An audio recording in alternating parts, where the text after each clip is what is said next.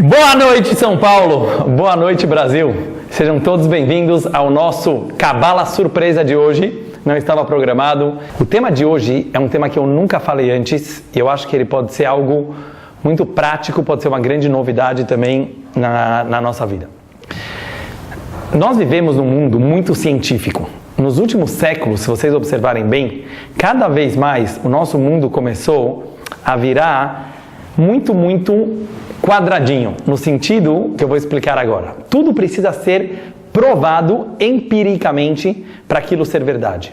Até a ciência surgir, e quando eu digo a ciência, eu quero dizer, a ciência sempre existiu. Ciência nada mais é do que estudar a natureza, estudar o comportamento humano, estudar a sociedade, tudo isso é ciência. Mas principalmente com a revolução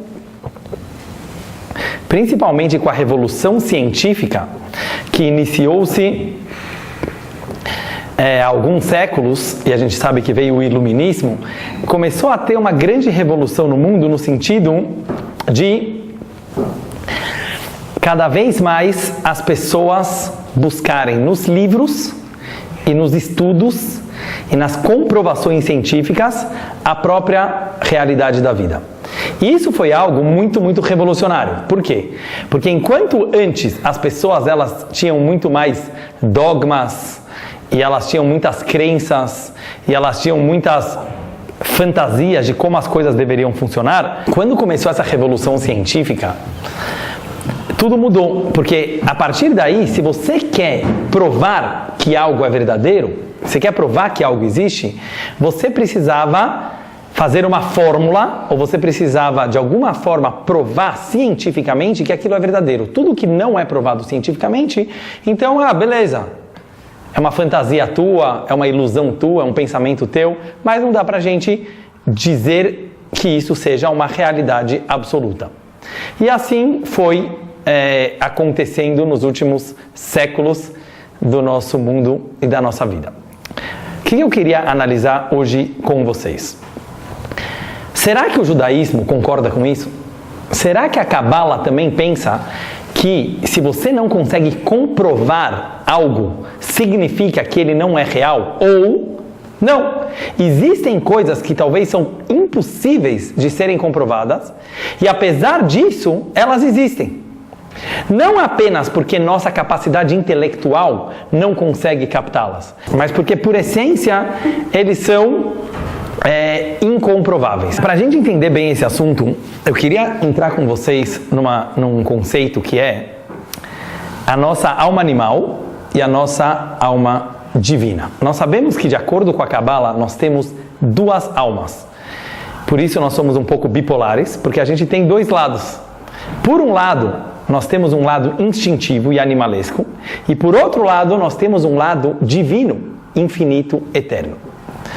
O nosso lado animal, como o próprio nome já diz, ele é e se comporta como um animal, ou seja, instintivamente. O que é um animal? Um animal, ele não é nem do bem e nem do mal, mas ele age de acordo com o seu instinto selvagem. Qual é o instinto selvagem de um animal? Ele sempre vai procurar a sua sobrevivência. Por isso, se ele precisar ser egoísta para sobreviver, se ele precisar, de vez em quando, fazer algo mal para a sua sobrevivência, ele vai fazer. Porque o principal para ele é a sua sobrevivência. Da onde vem esse instinto animal e de sobrevivência do nosso animal interior, da nossa alma animal? É algo muito simples, pessoal. Muito simples. Todos nós somos seres mortais. A gente sabe, de alguma forma, que um dia tudo isso vai acabar. A gente sabe que a brincadeira uma hora acaba. Já que a gente sabe, alguns pensam nisso mais, outros pensam nisso menos. Mas conscientemente ou inconscientemente, o tempo todo nós sentimos o medo da morte, porque a gente sabe que alguma hora isso vai acabar. Por essa razão, na psicologia, principalmente freudiana, muito se falou sobre o medo da morte. Porque ele move e ele está por trás de praticamente todas as nossas atitudes. Mesmo alguém que nunca pensa na morte, inconscientemente, ele sim está com medo da morte, e esse medo leva ele a muitas e muitas atitudes. Vamos dar alguns exemplos. Tem pessoas que pensam da seguinte forma: já que de qualquer forma um dia eu vou morrer, então tudo não vale nada mesmo, a minha vida é passageira mesmo, eu sou um reles mortal, e isso pode levar, por exemplo, uma certa pessoa a entrar em depressão.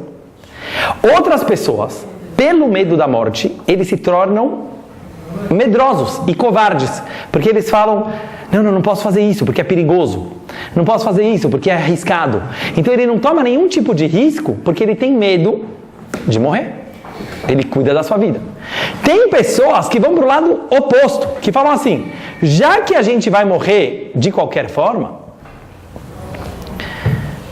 então deixa eu me arriscar, deixa eu viver com intensidade, deixa eu viver intensamente, deixa eu pular no fogo. Ou seja, tem pessoas que falam assim: já que a vida é tão rápida e tão passageira, quanto mais eu aproveitar ela enquanto ela dura, melhor. Então vamos aproveitar intensamente, porque a gente não sabe o dia que a gente vai morrer. Então olha quantas consequências diferentes pode ter o medo da morte, mas ele está por trás de todas as nossas atitudes. Mas o que eu queria entrar hoje com vocês é algo mais profundo. O fato que nós sabemos que um dia vamos morrer leva a uma relatividade das coisas muito, muito, muito abrangente. Ou seja, o fato que nós sabemos que um dia vamos morrer leva a gente a enxergar a própria vida como algo relativo. Eu só estou vivo porque eu não estou morto. Presta bem atenção. Qual é a definição de vida? Não estar morto. Mas se estar vivo é não estar morto, presta bem, entendeu o que eu quero chegar? A própria definição de vida, ela já está encarando a morte. Quer dizer, eu estou vivo porque não estou morto. Quer dizer que existe a possibilidade de morrer o tempo inteiro. Porque se a possibilidade de morrer ela não existisse, não teria nem a própria definição de vida que nós temos hoje. Por que eu estou trazendo tudo isso para nós, para vocês? Para a gente entender algo que é essencial em praticamente tudo que a gente faz. O nosso cérebro só consegue pensar relativizando. Ele só consegue pensar comparando tudo. Ou seja, eu não consigo pensar em algo de forma objetiva, de forma simples. Eu sempre preciso analisar, comparar, para entender aquilo que eu estou falando. Por exemplo, vamos dar um exemplo de cores que me veio agora. Se tudo fosse amarelo, teriam cores? Imagina, vamos dizer que a única cor que existe no mundo é amarelo. Existia o conceito, vocês acham que existiria o conceito de cores? Pensa um pouquinho. Não, porque se só existe amarelo, não precisa ter cores. Entendeu? Imagina que não tem nem branco, nem preto, nem azul, certo? Quer dizer, só dá para ter amarelo porque existe azul e vermelho, e rosa, e branco e preto. Então, na verdade, mesmo que o amarelo se ache muito, vamos dizer que ele é uma pessoa, ele só existe porque existem diferentes dele para dizer, aquele é amarelo. Vamos dar outro exemplo. Vamos para os times de futebol. Vamos dizer que tem alguém aqui que é corintiano roxo. E ele nem quer pensar no nome Palmeiras. Na casa dele nem pode falar a palavra Palmeiras. Certo? Hazve Shalom, Deus nos livre.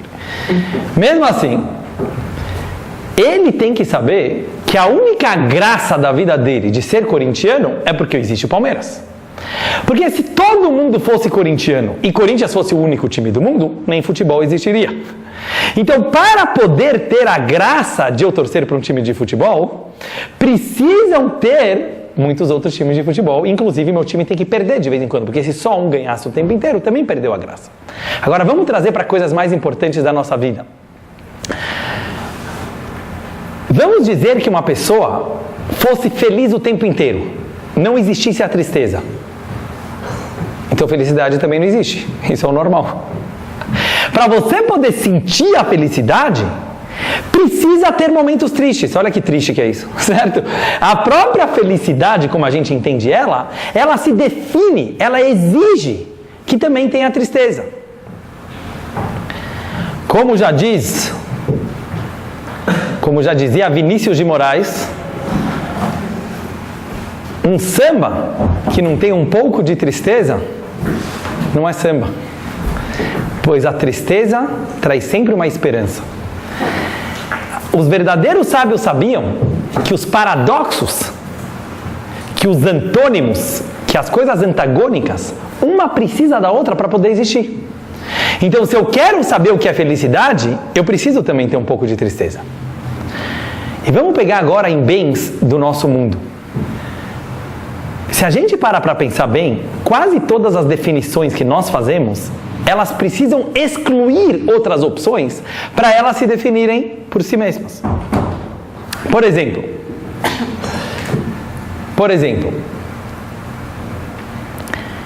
se eu me orgulho de pertencer a um grupo, é porque esse grupo não engloba todo mundo. Se todo mundo fosse parte desse grupo, já não é um grupo, já não é exclusivo, já não é todo mundo. Então, mesmo que às vezes a pessoa pense, não, eu quero que todo mundo seja igual ao nosso grupo, você quer nada, você não quer. Porque se todo mundo fosse igual ao teu grupo não existiria e você não se sentiria especial. Então, quando você começa a analisar que quase todos os nossos comportamentos e quase todos os nossos valores, eles precisam se comparar com alguma outra coisa, o rico só é rico porque tem pobre. Se todo mundo tivesse jatinho particular, ninguém é rico. Muito obrigado. Pode trazer a garrafa e ver quem quer mais. Deixa aqui a garrafa. Obrigado. Lechaim, lechaim. Agora sim. Oh my God.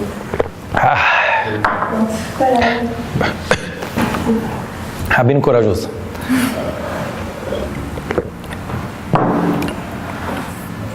Estão entendendo? Tá dando para entender essa ideia? Agora, se a gente pensa muito nisso, a gente fica meio louco, certo? Porque a gente começa a perceber que tudo é assim. Então, quais são meus valores reais? Será que é tudo uma competição? Pararam para pensar? Será que está todo mundo competindo o tempo todo? Porque se sempre eu preciso me basear no que não tem para eu ter, pega no joguinho de videogame, certo? Por que é legal você ficar jogando videogame? Porque tem gente... quem quiser pode pegar um pouquinho. Porque tem gente que não ganha o jogo. Por que eu gosto de ficar jogando FIFA? Para ganhar de alguém. Se todo mundo ganhasse sempre, então vocês estão entendendo, o nosso prazer, ele tem a ver com ganhar de alguém, com competir com alguém. E se não tivesse competição, a vida perderia a graça? Agora eu vou mais fundo com vocês. Até matemática, que é a base da nossa lógica. Eu me lembro muito quando um professor, meu querido professor Davi Mauro, de matemática, e ele era nosso professor na escola. E eu me lembro que ele estava contando para nós um pouco da história da matemática. E ele falou isso não é ainda para a escola, se aprende mais na faculdade, mas eu vou falar para vocês. E aí o Davi Mauro falou para a gente uma coisa que eu me lembro até hoje. Ele falou assim, quanto é 2 mais 2? Aí todo mundo falou 4. Ele falou, não, depende da base.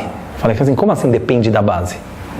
E ele começou a nos explicar que mesmo a matemática, que parece uma ciência exata, e é uma ciência exata, ela foi fundada pelos primeiros matemáticos, Pitágoras, etc. E eles precisaram se basear em alguns dogmas, alguns axiomas, a base decimal e etc., para a matemática funcionar. Vocês estão entendendo? É quase que uma religião. Eles precisaram aceitar com fé alguns princípios básicos que a partir dele toda a matemática funciona. Então mesmo a matemática, por mais incrível que ela seja, por tudo que ela gerou, por tudo que ela criou, ela também é relativa. Ela não é algo absoluto. Ou seja, no nosso mundo material não existe aparentemente algo que você possa dizer é assim. Não é assim porque não é assado. É azul porque não é amarelo. Então a minha pergunta para vocês, meus queridos alunos, será que então toda a nossa definição é por aquilo que a gente não é? Presta bem atenção. De acordo com isso que a gente falou agora, todas as definições, elas não são afirmativas. Elas não são objetivas. Elas só se definem por aquilo que não é. Eu ocupo esse espaço agora por ele não estar sendo ocupado por vocês. Se todo mundo estivesse nesse espaço, eu não poderia estar nesse espaço. Isso leva, só para quem achou que eu estou filosofando demais, eu quero mostrar como é algo muito prático. Você percebe quão relativos podem ser os nossos valores e nossas vontades da vida? Pode ser que minha vida toda eu passo lutando e eu passo guerreando com assuntos completamente relativos e aleatórios. Já que o pessoal da minha escola resolveu que isso está na moda, então eu vou precisar ficar vendo se eu quero entrar na moda ou não quero entrar na moda. Então, se você for da moda, você entrou no time da moda. Se você é anti-moda, você também está no time, certo? Você está no time do anti-moda. Mas cada um só pode existir porque existe o outro. Então talvez não existe nada de forma absoluta. Acharam? Você entendeu esse conceito? É algo que realmente pode ser muito complexo e muito, digamos assim, muito curioso. Lechaim.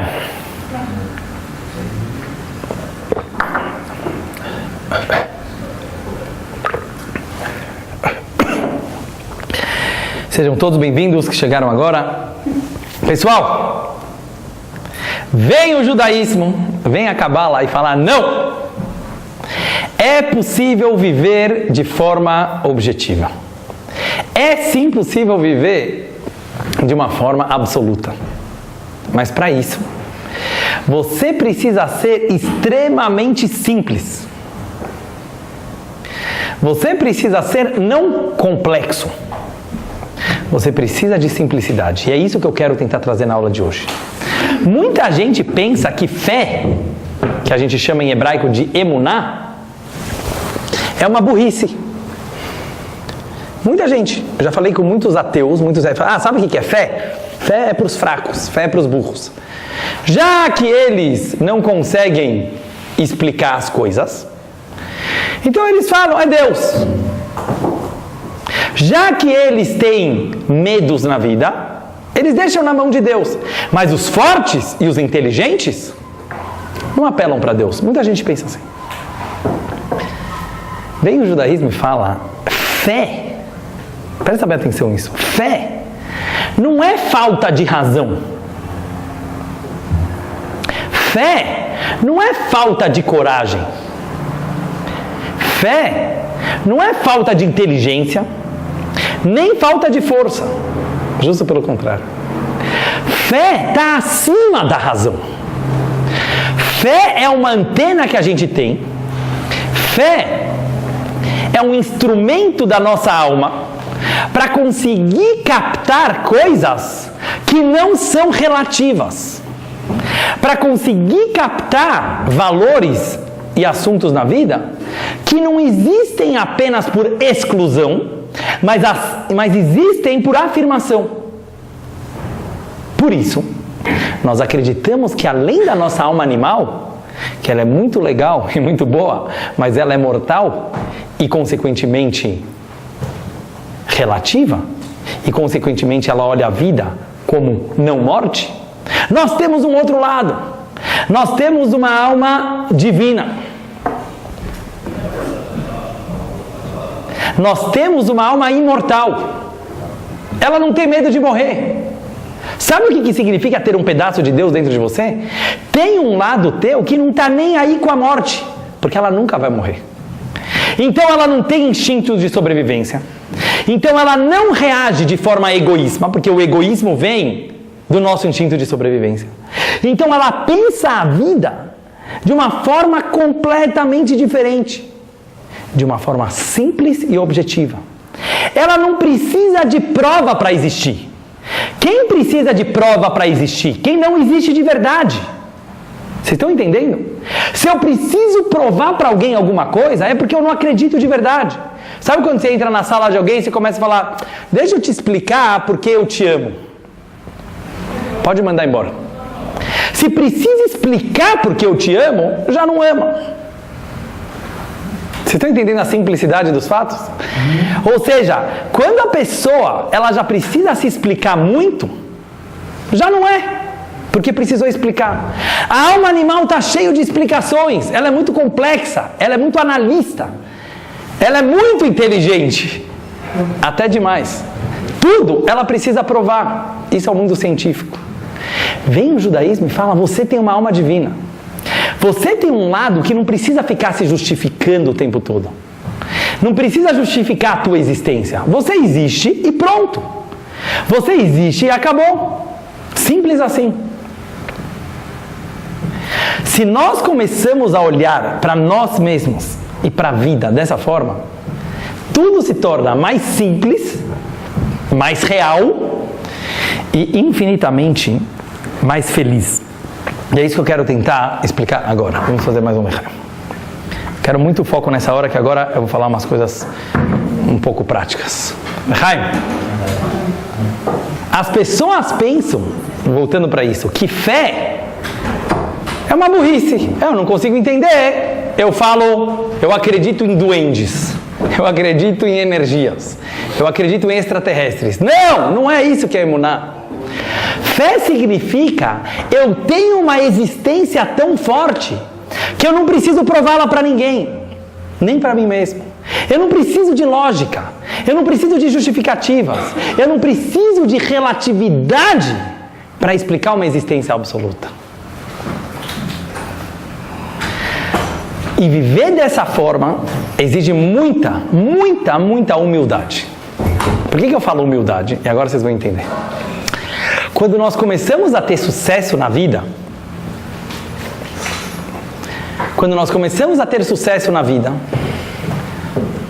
sucesso em todos os âmbitos, sucesso material, começa a ganhar dinheiro, ou sucesso intelectual, a pessoa começa a estudar bastante, ela fica muito inteligente, ela realmente começa a achar que as análises que ela consegue fazer da vida são análises reais. São análises verdadeiras. É aí que está o perigo.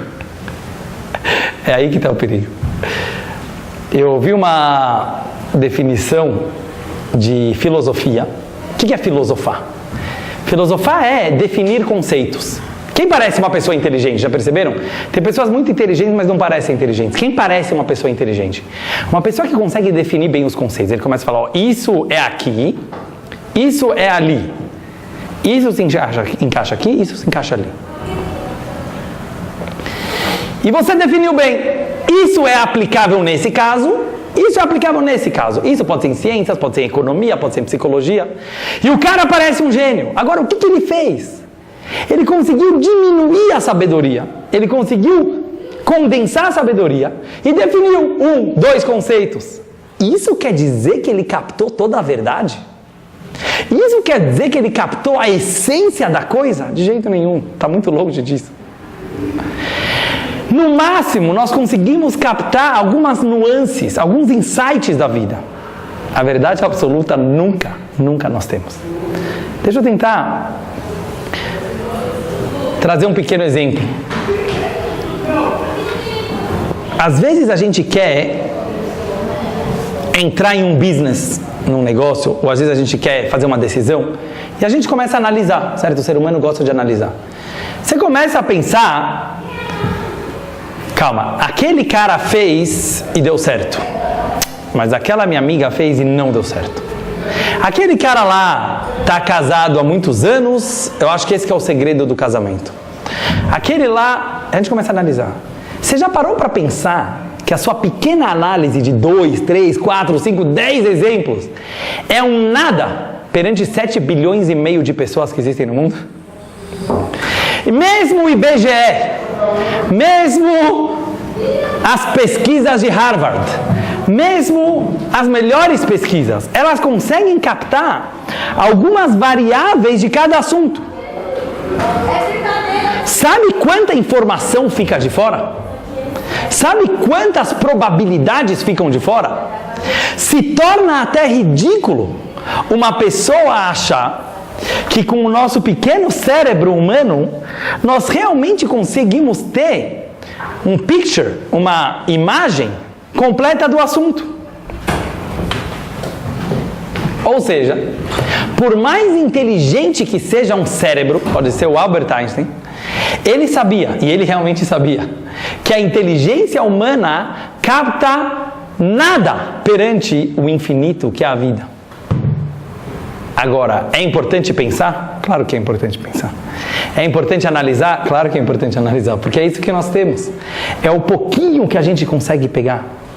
Mas a humildade que a pessoa tem ao saber que por mais inteligente que ele seja, por mais dinheiro que ele tenha, por mais sucesso que ele tenha na vida, tudo isso é nada perante o infinito, porque perante o infinito tudo é zero. E as variáveis são infinitas. Qual é a outra opção? Qual é a outra opção? Olhar que cada coisa é única. Olhar que as coisas não são comparáveis. Não são relativistas. Será que não tem um jeito da gente olhar para as coisas como elas são? A tua vida é única. Nunca aconteceu uma vida igual à tua. Nunca vai acontecer. Esse momento agora é único. Essa é a verdade. Ela parece uma verdade burra, mas é a verdade mais inteligente de todas. A probabilidade é burra. Porque a probabilidade, ela é linda, ela é matemática, ela é científica. Mas no final das contas, a probabilidade nada mais é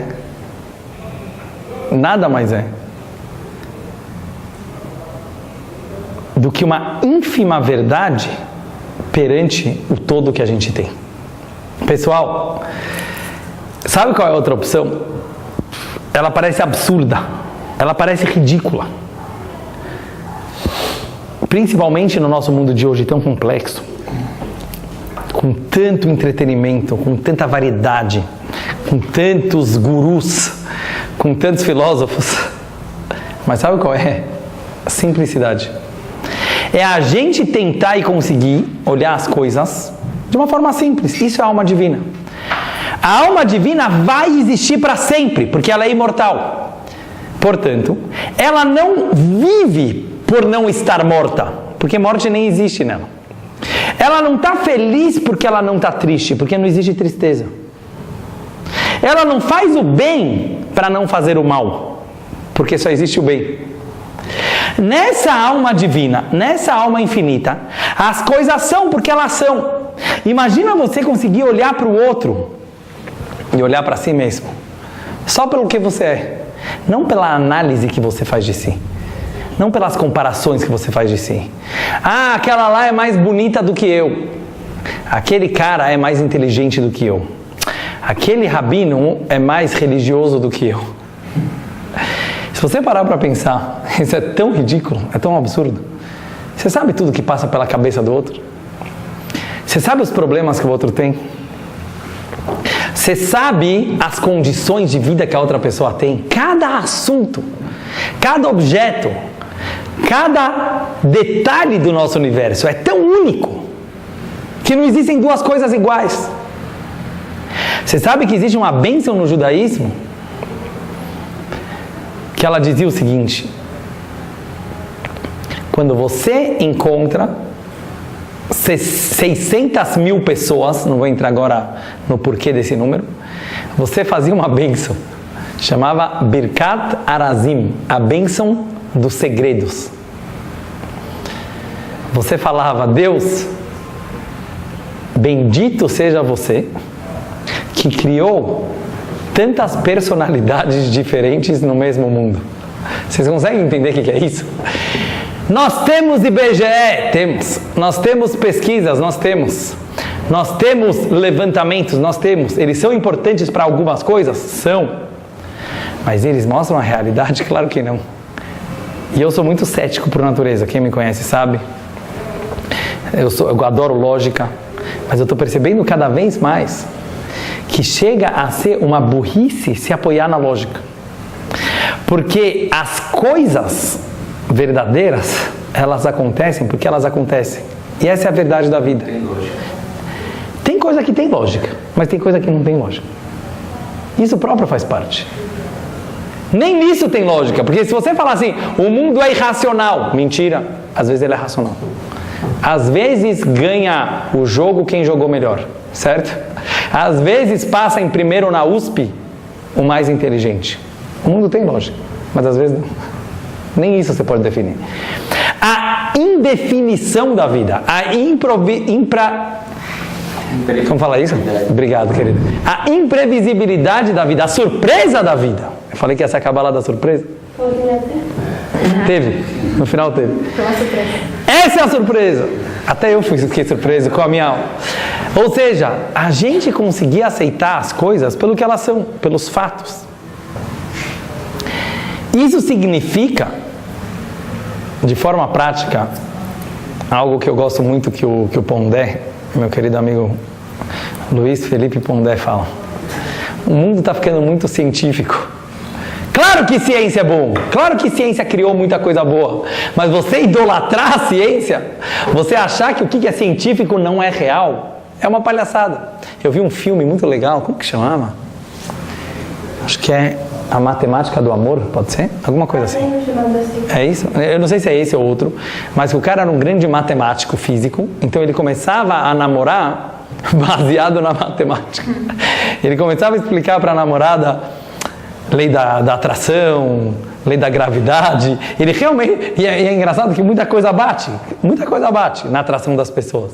E no final dá tudo errado. Porque o amor não é matemática. As coisas reais não são matemática. As coisas reais, elas acontecem só porque elas acontecem. Como dizia Nelson Rodrigues, o desejo pinga. O desejo pinga quer dizer, não tem explicação. Por que com aquela pessoa? Por que não com a outra pessoa? Porque sim. E daí? Porque sim. As verdadeiras coisas da vida, elas são porque sim ou porque não. E as crianças sabem disso. Sério, você pergunta para a criança, por que você não quer? Por que não? Você fica bravo, você fica irritado, mas ele tem mais razão do que você. Ele não quer, porque ele não quer. Precisa explicar? Quando a gente quer explicar demais, já não é. Quando tem muito motivo, já não é. Resumindo a nossa aula de hoje, eu gostaria de passar essa mensagem muito prática e muito real para a nossa vida. Pessoal, que a gente seja mais real, que a gente seja mais simples e que a gente seja menos complexos. Como se faz isso? Todo mundo deve estar se perguntando. Como se faz isso? Não é para usar o cérebro? Claro que é para usar o cérebro. Não é para estudar? Claro que é para estudar. Mas no final das contas, a gente tem uma alma divina, a gente tem um lado imortal e a gente sabe que a gente existe porque a gente existe. Vamos começar a tomar atitudes na vida. Vamos começar a enxergar o outro, não pela imagem que a gente faz deles, não pela imagem que a gente faz das coisas, só pelo que eles são. O que é a vida? E agora eu quero fazer uma definição da própria vida. Vou pegar essa... Eu sei que é uma grande pretensão, mas eu quero fazer uma definição da vida. O que é a vida se não é a surpresa? O que é a vida se não é o inesperado? A inexplicação. Até hoje ninguém consegue explicar a vida. Quando tudo está indo por um caminho, de repente vai por outro. Quando todo mundo acha que alguém vai ganhar, o outro ganha. Às vezes aquele que todo mundo achou que ia ganhar, também ganha. Não tem explicação. Você aceita esse fato? Você está disposto a aceitar uma vida que não tem lógica? Você está disposto a viver o inesperado? Você tem escolha. Com amor e carinho. Boa, com Henrique. Você não tem escolha. Porque mesmo que você se trancar no quarto, você está vivendo lá no quarto trancado. Não sei se Deus nos livre. Agora, se você quer viver, isso é a vida. E não adianta você ficar pensando, mas a vida daquela menina é tão perfeita, a vida daquele é nada. Ela é tão vida quanto a tua vida. E posso falar mais? Se ela for perfeitinha, coitada. Deixa ela viver num filme, porque você vive na realidade. E viver a realidade... Rimou, obrigado, Sharon. Deixa algumas pessoas viverem o romance de Hollywood, porque você vive o romance da vida, que é muito melhor. Não tem o finalzinho pronto lá que salvou a princesa e terminou. Você está disposto a encarar a vida como ela é? E essa simplicidade que vem da nossa alma, que vem do nosso coração, que é muito mais inteligente que o nosso cérebro, porque o nosso cérebro acha que entende alguma coisa, e o nosso coração aceita que ele não entende. E essa humildade, esse approach que a gente pode ter para a vida, de encarar as coisas com mais simplicidade, com mais emoção e com mais realidade, porque as coisas são porque elas são. Não adianta eu chegar à noite em casa e querer achar minha esposa do jeito que eu conheci ela. Eu vejo que tem muita gente falando assim: ah, mas não foi assim que eu te conheci. Graças a Deus, ela não é um poste. Então ela não é o jeito que você conheceu. A pessoa fala tipo assim: ah, mas eu imaginei que seria tudo diferente. Graças a Deus que não foi. Porque se fosse tudo do jeito que você imaginou, você podia ter morrido há 5 anos atrás. Desculpa falar assim. A vida é novidade. Essa simplicidade de encarar as coisas, ela exige muita coragem, ela exige muita humildade de entender que a gente não entende nada. Eu quero terminar com uma pequena história do nosso querido Rebbe de Lubavitch, de uma pergunta que eu sempre tive na minha vida. Eu sempre me perguntei, desde que eu sou pequeno, que eu estava estudando na Yeshiva, uma coisa que me incomodava. Eu falava assim: se o judaísmo é a verdade, se a Torá é a verdade, por que ela foi dada para o povo judeu? Por que ela não foi dada a todos os povos? Por que ela pertence a 0,01% da humanidade? E eu vi um vídeo de um homem que ele era extremamente ortodoxo e ele abandonou a religião. E ele virou um grande fã do Rolling Stones. E ele virava aos Estados Unidos nos anos 70, atrás do Rolling Stones. Um dia, ele tinha um problema na vida dele, não vou entrar em detalhes, e ele resolveu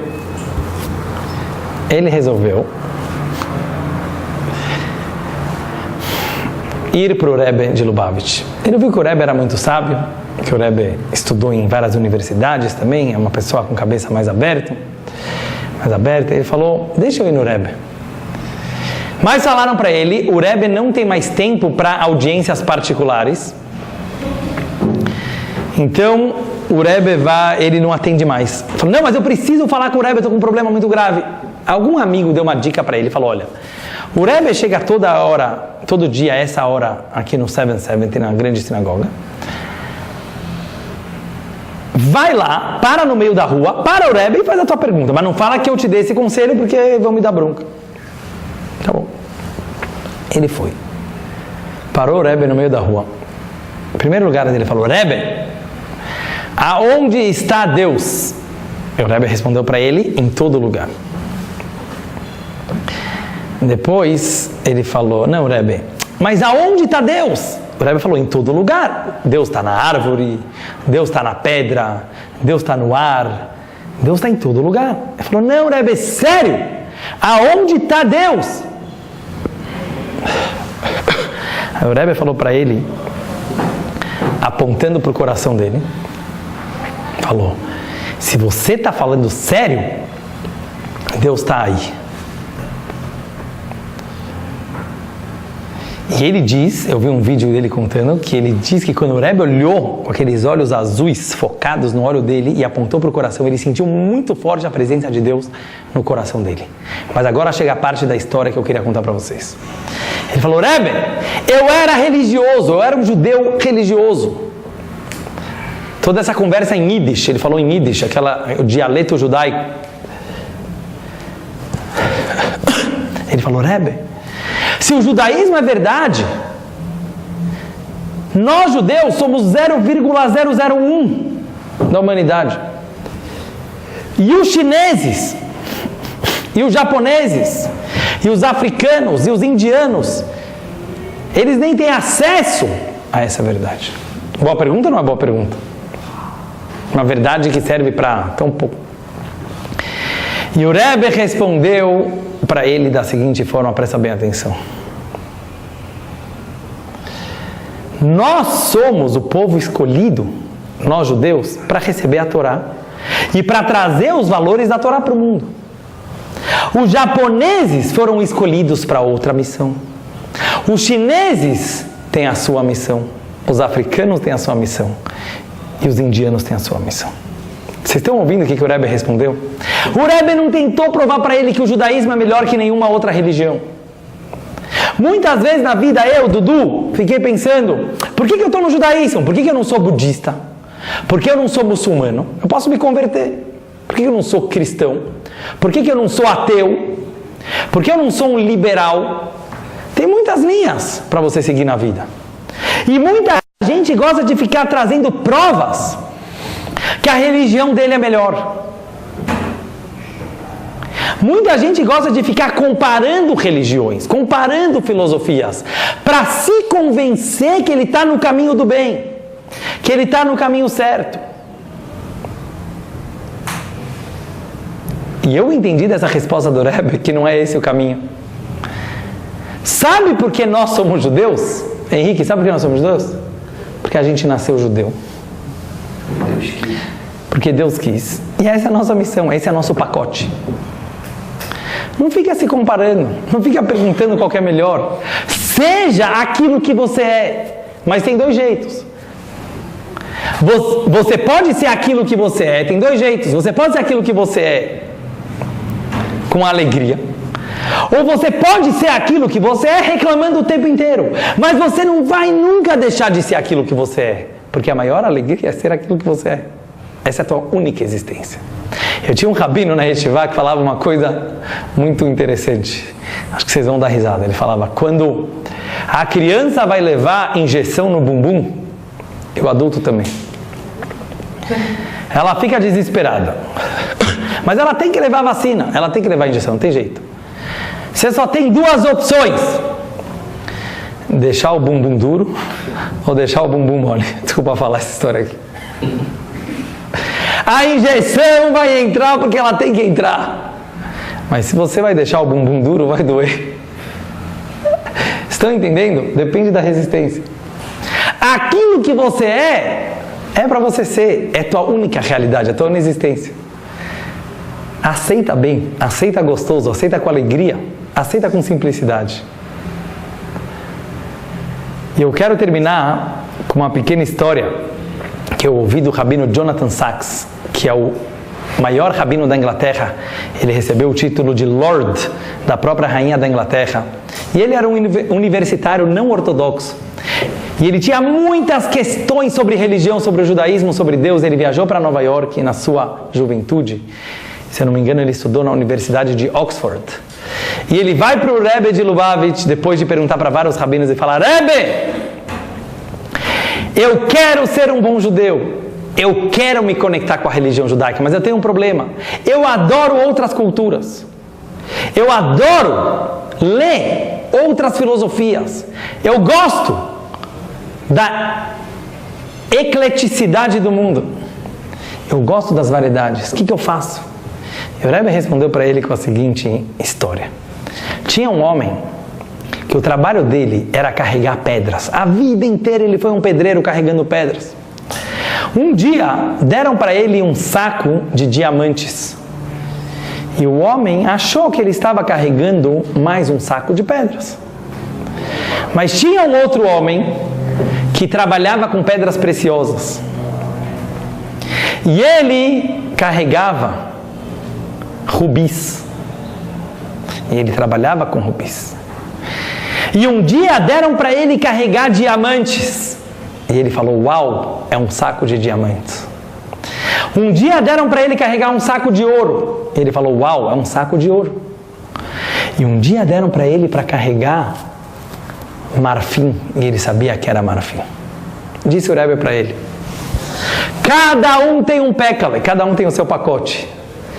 Jonathan, ele falou para o Rabbi Jonathan Sacks: você nasceu judeu, esse é o teu pacote. Você pode olhar para o judaísmo gostoso, você pode se aprofundar no judaísmo, você pode ver a beleza e a maravilha do judaísmo, ou você pode achar que o judaísmo é um peso. Alguém que acha que o seu pacote é um peso, todos os outros pacotes também serão um peso. Uma pessoa que olha para a vida dele pesada, não sabe apreciar a vida dos outros também. Mas se você conseguir ver que você carrega diamantes, você vai olhar melhor e vai entender mais das outras culturas. E ele ficou muito emocionado e muito feliz. E ele disse que foi isso que convenceu ele a virar um rabino. E no final ele virou o rabino-chefe da Inglaterra. Por que eu estou contando isso para vocês? Vamos começar a olhar as coisas com mais simplicidade para a nossa própria vida. Por que eu sou judeu? Porque eu sou judeu. Por que eu cumpro mitzvot? Porque Deus quer que eu cumpra mitzvot. Mas também quer. Deve ser que eu também quero, talvez eu também queira. E às vezes não faz mal. Mas é isso que é a minha realidade. Aceita quem você é. Aceita as condições da tua vida. Aceita todos os detalhes das condições da tua vida. Porque na hora que a gente sabe apreciar quem nós somos, isso não é radicalismo. Isso não é cabeça fechada. Isso não é nacionalismo. Isso não é proselitismo, muito menos. Sabe o que é isso? Ao contrário. O único jeito de você aceitar o outro do jeito que ele é se aceitando do jeito que você é. E não falando que todo mundo deveria ser igual. E não se comparando. Vamos ser mais alma divina e menos alma animal. Eu queria finalizar com isso que eu falei antes, as palavras do Pondé. Vamos parar de olhar a vida tão científica, tendo que se explicar tanto, tendo que justificar tudo tanto. Não. Na verdade, e isso o Pondé fala muito, ele sempre fala, eu prefiro muito mais aceitar os valores das religiões antigas e os valores conservadores do que as novidades da nossa geração. Sabe por quê? De alguma forma eles funcionaram. Os jovens de hoje acham, com toda a chutzpah, sabe o que é chutzpah? Chutzpah quer dizer, infelizmente tem muitos jovens que têm falta de educação com as gerações mais velhas, com os pais, com os próprios avós, ridicularizando, falando, não, hoje a gente vive num tempo moderno, hoje as coisas mudaram. Agora vamos usar um pouco a inteligência. Esses valores conservadores, não comprováveis cientificamente, fizeram nós chegar até aqui. Já pararam para pensar nisso? Mesmo darwinianamente falando, que os mais fortes e os mais adaptáveis são aqueles que ficam, por que será que os valores judaicos milenares de 3.300 anos estão até agora vivos?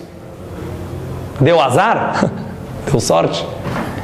Por que será que os valores conservadores de família existiram até agora? E eu vejo muita gente falando hoje, não, é tudo construção social. Aquele sistema patriarcal de antigamente. É uma pena. Você já parou para pensar que esse sistema manteve a humanidade viva até agora? Então, às vezes, se apegar a costumes ancestrais, a simplicidade da religião, mesmo quando ela não pode ser comprovada, às vezes isso é mais inteligente do que se achar o espertinho da casa e o espertinho do mundo. Que a gente tenha essa humildade, que a gente tenha essa simplicidade, e dessa forma eu acho que a gente vai ser muito mais real, encarar a vida de uma forma muito mais afirmativa e não relativa. Seremos muito mais existentes, muito mais objetivos e muito mais simples. L'chaim a todos, muito obrigado pela presença, e as outras aulas eu deixarei, se Deus quiser, para outro dia. Boa noite a todos.